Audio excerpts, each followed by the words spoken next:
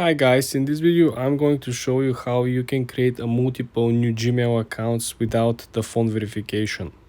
First thing you want to do, you want to go and open your Gmail and you want to log into your first account that you currently have.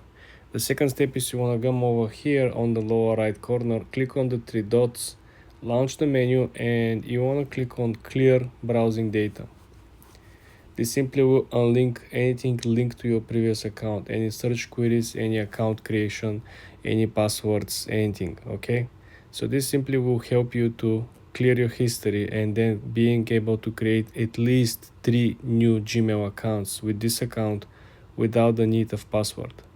Because usually every new Gmail account can create up to 5 new Gmails without the need of the password or the verification through the SMS, okay?